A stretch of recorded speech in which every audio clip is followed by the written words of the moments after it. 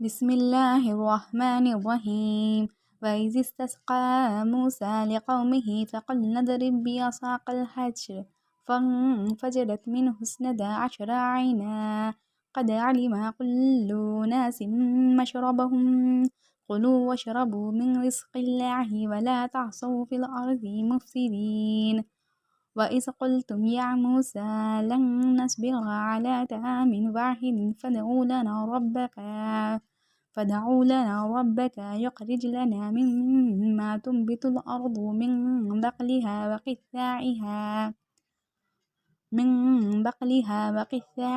وفومها وعدسها وبصلها قال أتستبدلون الذي هو أدنى بالذي هو خير اهبطوا مصرا فإن لكم ما سألتم وضربت عليهم الذلة والمسكنة وباعوا بغضب من الله ذلك بأنهم كانوا يكفرون بآيات الله يقتلون النبيين بغير حق ذلك بما عصوا وكانوا يعتدون رب اشرح لي صدري ويسر لي أمري واحلل عقدة من لساني يفقهوا قولي آمين يا رب العالمين بسم اللہ والصلاة والسلام علی رسول اللہ وعلی آلہ وصحبہ اجمعین۔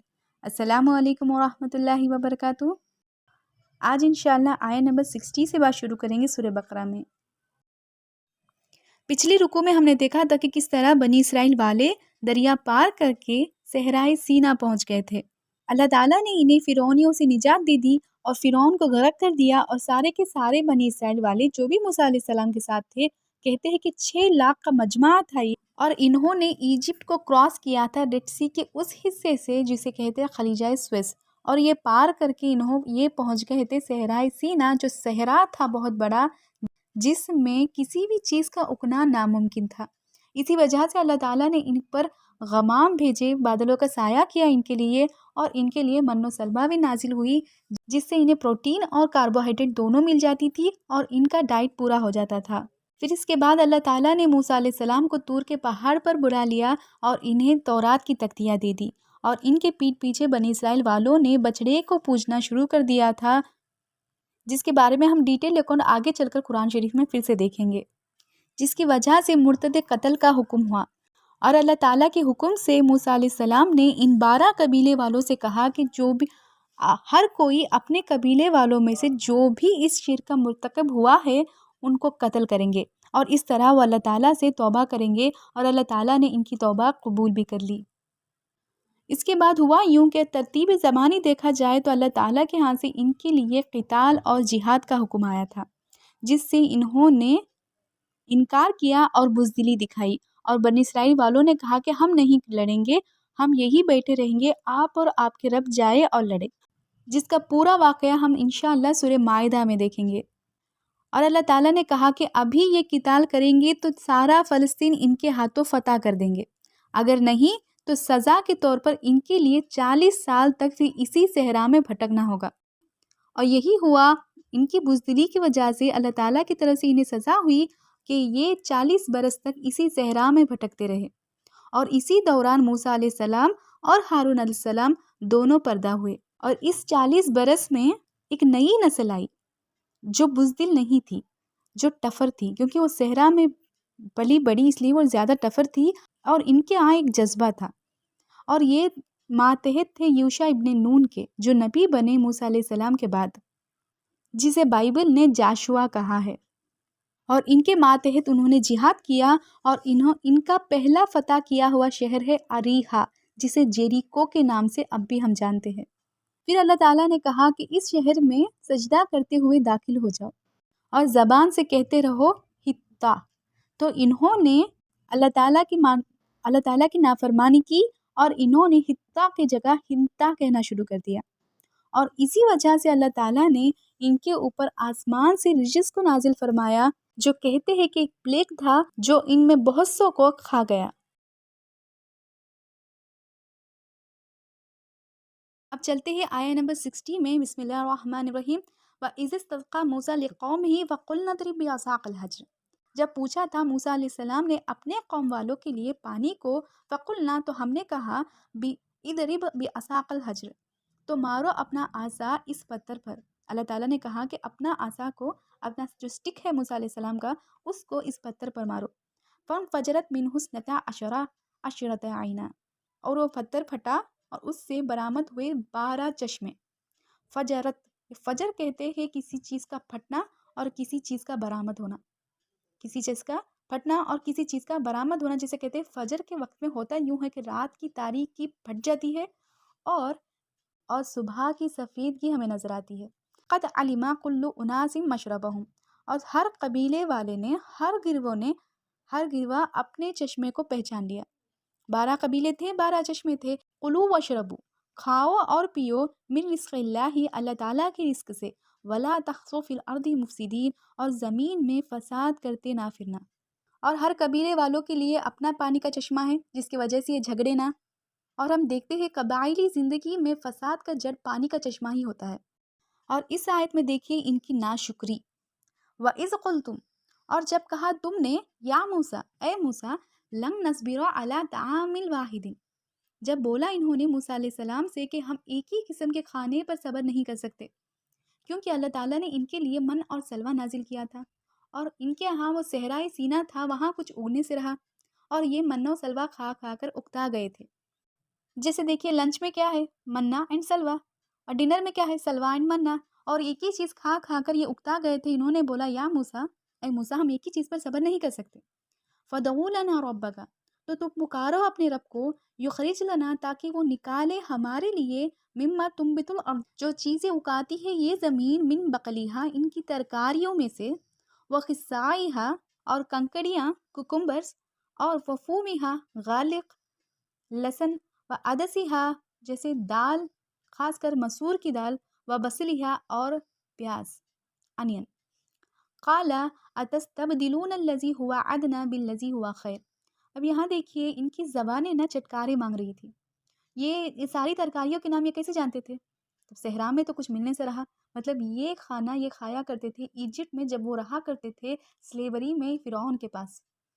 فرعون ان سے کام کراتا تھا اور انہیں یہ کھانا ملتا تھا۔ اور یہاں دیکھیے کوئی کہے کہ مجھے جیل کا کھانا یاد آ رہا ہے، اس کا مطلب یہی ہے کہ اسے جیل یاد آ رہا ہے، مطلب یہی ہے نا۔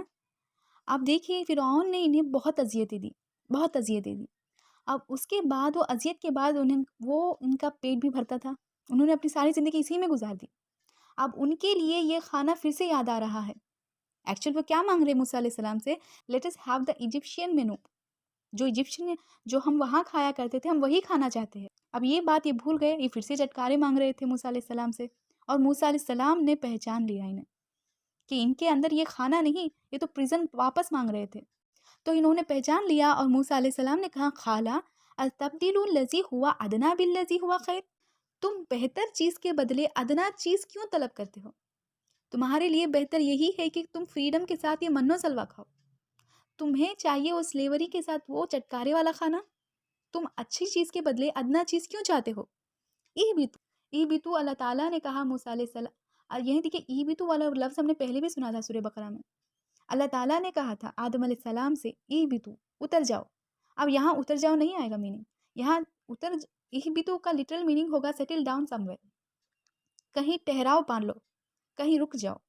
اہبتو مصرن، یہاں موسیٰ علیہ السلام کہتے ہیں تم ٹہر جاؤ کسی بستی میں۔ مصرا ایک زبر کے ساتھ آئے گا نا، ایک فتحہ کے ساتھ آئے گا تو اس کا مطلب ہوگا ایجپٹ۔ مصرن تنوین کے ساتھ آئے گا تو اس کا مطلب ہوگا کنٹری سائڈ، گاؤں۔ تو یہاں موسیٰ علیہ السلام نے کہا تم ٹہر جاؤ کسی گاؤں میں، فَإِنَّ لَكُمْ مَا سَأَلْتُمْ، اس میں تمہارے لیے مل جائے گا جو تم چاہتے ہو۔ وَضُرِبَتْ عَلَيْهِمُ الذِّلَّةُ، پھر ہوا یوں کہ ان کے ماتھے پر مار دیا گیا ذلت کو، جو چیز یہ چاہتے تھا نا اس کے پیچھے یہ گئے اور اپنی خواہشوں کے پیچھے بھاگتے ہوئے انہیں کیا ملا؟ ذلت ملی۔ والمسکنہ، ذلت اور مسکینی۔ مسکنہ کسے کہتے ہیں؟ مسکین کسے کہتے ہیں؟ ایسے شخص کو مسکین کہا جاتا ہے جو اپنے جو پوزیشن ہے زندگی کی اس میں سٹک ہو جاتا ہے، جس سے وہ باہر نہیں آ سکتا۔ ایسے سٹک پوزیشن میں جو رہتا ہے نا اسے کہتے ہیں مسکین، وہ حالتوں سے جوجھتا رہ جاتا ہے اپنی زندگی میں۔ اور اللہ تعالیٰ کہتے ہیں کہ ان کے ماتھے پر مار دیا گیا ذلت اور مسکینی۔ وَبَاعُوا مِن غَضَبِ اللَّهِ، اور اللہ تعالیٰ کا غضب لے کر یہ لوٹے۔ ذَلِكَ بِأَنَّهُمْ كَانُوا يَكْفُرُونَ بِآيَاتِ اللَّهِ، یہ بدلہ تھا ان لوگوں کے لیے، وہ اس لیے ان پر یہ سارا کچھ ہوا، ان کے ماتھے پر ذلت اور مسکینی اس لیے مار دی گئی کیونکہ انہوں نے جھٹلایا تھا اللہ تعالیٰ کی آیتوں کو، وَيَقْتُلُونَ النَّبِيِّينَ بِغَيْرِ حق، اور انہوں نے قتل کر دیا تھا اپنے نبیوں کو بغیر کسی حق کے، ذَلِكَ بِمَا عَصَوْا وَكَانُوا يَعْتَدُونَ، اور یہ نتیجہ ہے ان کے کرتوتوں کا، ان کی نافرمانیوں کا، ان کی زیادتیوں کا جو یہ کیا کرتے تھے۔ اور میں سمجھتی ہوں کہ یہ آیت بنی اسرائیل والوں کے لیے کم اور مسلمانوں کے لیے زیادہ اپلیکیبل ہے اس وقت۔ اور جو بھی باتیں اللہ تعالیٰ کی کتاب پڑھتے ہوئے میں کہتی ہوں، یہ ساری کی ساری باتیں میں خود اپنے آپ سے کہتی ہوں۔ اللہ تعالیٰ نے ہمیں اس کتاب کا امین بنایا تھا۔ جب ہم اس کتاب کا امین بنتے نا، ریپریزنٹیٹیوز بنتے اللہ تعالیٰ کے، تو اس دین کو خوبصورت طریقے سے ہم دوسروں تک پہنچاتے ہیں۔ جب ہم خود اس آیتوں پر عمل کرنے لگتے ہیں، جب ہم اس آیتوں کو چھوڑ دیتے ہیں، اس پر عمل کرنا تو دور کی بات، انہیں پڑھنے تک کی ہمیں فرصت نہیں ہے، تو اب کس طرح ہم اللہ تعالیٰ کی کتاب کو دوسروں تک پہنچائیں گے؟ دین دوسروں تک پہنچانا تو ہمارے ذمہ پر تھا نا، ہمارے ذمہ تھا، اور ہم تو خود اس دین سے پھر گئے ہیں۔ اور بدلہ کیا ہوا؟ جب مسلمانوں کا عروج تھا اس وقت جب مسلمانوں کا عروج تھا نا دنیا میں، اس وقت مسلمانوں کی سنت یہ تھی کہ وہ اللہ تعالیٰ کی آیتوں پر چلا کرتے تھے، اور جیسے مسلمانوں نے ان آیتوں کو چھوڑ دیا، اپنے پیٹھ پیچھے ڈال دیا اور اپنی خواہشوں کے پیچھے بھاگنا انہوں نے شروع کر دیا، پھر نتیجہ یہ ہوا کہ مسلمانوں نے پھر سے زوال دیکھا، مسلمانوں نے زوال دیکھا، اور اسی زوال پر ہم آج بھی ہے۔ آج دیکھیں حالت یہ ہے ہماری کہ ہمارے سر پر نہ ذلت مار دی گئی ہے۔ دیکھیے سیکیورٹی کونسل دیکھ لیجئے، G7 یا G9 میں کوئی بھی مسلم کنٹری نہیں ہے، مطلب جو کچھ ہمارے ساتھ ہوگا وہ سارا کا اس کے فیصلے کوئی اور لے رہا ہے، اور یہ ذلت نہیں تو اور کیا ہے؟ اور بزدلی کو ہمارے اندر انسٹ کر دیا گیا ہے، اور ہماری بزدلی یہ ہے کہ ہم اللہ تعالیٰ، ہم مسلمانوں کی اذیت سن سکتے ہیں، دیکھ سکتے ہیں ٹی وی شوز میں، لیکن ہم ان کے لیے کچھ کر نہیں سکتے۔ بزدلی نہیں تو اور کیا ہے؟ یہ ساری آیتیں تاریخ ہے بنی اسرائیل والوں کی، بات یہ مسلمانوں کے لیے ہے، اور انہوں نے اللہ تعالیٰ کی آیتوں کو چھوڑ دیا تھا، جس کی وجہ سے ذلت اور مسکنت ان کی سر مار دی گئی تھی۔ دوسری بات انہوں نے کیا کی؟ انہوں نے قتل کیا نبیوں کو بنا کسی حق کے، انہوں نے خود اپنے نبیوں کا قتل کیا تھا، اور ہم نے کیا کیا؟ حضور صلی اللہ علیہ وسلم کے بعد تو کوئی نبی ہے نہیں، کوئی رسول بھی نہیں ہے، پھر ایسا کیا بات ہوئی کہ ہم نے کس کا قتل کیا ہے؟ اللہ تعالیٰ کے رسول صلی اللہ علیہ وسلم نے کہا تھا، علماء امتی کما انبیاء بنی اسرائیل، میری امت کے علماء بنی اسرائیل کے نبیوں کے برابر ہے۔ اور ہمارے علماء کا ہم نے کیا کیا تھا؟ احمد بن حنبل رحمہ اللہ، ابو حنیفہ جن کا جو پردہ ہو گئے تھے کہاں؟ جیل میں، امام مالک رحمہ اللہ، ان کے کاندھے اکھاڑ دیے گئے تھے۔ اتنی اذیتیں دی ہم نے ہمارے علماء کو جو نیکوکار تھے، جو اللہ والے تھے، ہم مسلمانوں نے انہیں اذیتیں دی۔ پھر نتیجہ کیا نکلا اس کا؟ نتیجہ یہ ہوا کہ ہمارے سر ذلت اور مسکنت مار دی گئی، اور اللہ تعالیٰ کا غضب لے کر لوٹے ہم۔ اب جو گزر گیا اسے ہم بدل نہیں سکتے، تو کیا چیز ہے جو اب ہم بدل سکتے ہیں؟ ہمارے طریقہ، ہم خود کو بدل سکتے ہیں، ہم، یہ ناممکن نہیں ہے۔ اللہ تعالیٰ کی آیتیں پڑھنا، اللہ تعالیٰ کی آیتوں پر چلنا، یہ ناممکن شے تو ہے ہی نہیں۔ ہم ابھی بھی سانسیں لے رہے ہیں، ابھی بھی ہم زندہ ہیں، ابھی بھی اللہ تعالیٰ کی آیتیں ہمارے ہاتھوں میں ہیں۔ اب کس چیز کا انتظار ہے ہمیں کہ کہیں ایسا نہ ہو کہ انہی لذتوں میں ہم رہ گئے، انہی خواہشوں میں ہم رہ گئے، اور سوشل میڈیا کے کامنٹس پڑھتے رہ گئے اور ہاتھ سے زندگی نکل گئی۔ دعا یہی ہے کہ یا رب اہدنا الصراط المستقیم، ہدایت دے یا اللہ، یا رب اے پالنہار اس راستے کی جو سیدھا راستہ ہے۔ آمین یا رب العالمین۔ اب آ رہی ہے وہ آیت، آیت نمبر 62 سورہ بقرہ کی، جس کے وجہ سے ہندوستان میں بہت بڑا فتنہ اٹھا۔ اکبر اعظم کے زمانے میں فتنہ اٹھا تھا، جس کا نام دین الہی بھی ہے، دین اکبری بھی ہے۔ اور فتنے کا خلاصہ یہی ہے کہ اگر آپ کوئی بھی مذہب سے تعلق رکھتے ہو، اگر آپ کا یقین اللہ تعالیٰ پر ہے، مطلب خالق اور مالک ہے جس نے آپ کو بنایا ہے، اس پر ایمان ہے، اور آخرت کے دن پر ایمان ہے، اور آپ نے نیک اعمال کر لیے، یہی نجات کا ذریعہ ہے۔ بس انہی پر ایمان رکھنا کافی ہے، اور اس کا نام دین الہی تھا، اور بہت سے ذہین لوگ اس فتنے کا شکار ہو گئے۔ ان کا ماننا تھا کہ ساری شریعتیں، عبادتوں کا طریقہ، ساری کی ساری چیزیں ان رسولوں سے آتی ہے نا، اگر ہم رسولوں کو معاذ اللہ راستے سے ہٹا دیں گے تو بچہ کیا ہے دین میں؟ ایمان بالآخرہ، ججمنٹ ڈے پر یقین، آخرت کے دن پر یقین، اور نیک اعمال۔ اور اسی پر بہت سے لوگ چلنے لگے۔ سب کا ماننا یہی تھا کہ مسجد میں چلے جائے، کیا فرق پڑتا ہے، چرچ میں چلا گیا کوئی، کیا فرق پڑتا ہے، سناگوگ میں چلا گیا کوئی، کیا فرق پڑتا ہے، سبھی کا رب ایک ہے۔ سب کا رب ایک ہے والا جو کانسیپٹ ہے نا وہ کافی مشہور ہے۔ اور یہاں دیکھیے اللہ تعالیٰ اس آیت میں کہتے ہیں ان الذین آمنوا، اور وہ جو ایمان لائے، والذین ہادو، اور وہ جو یہودی ہے، والنصارہ، اور جو نصارہ ہے، جو کرسچین ہے، والسابین، جو سیبینس ہے۔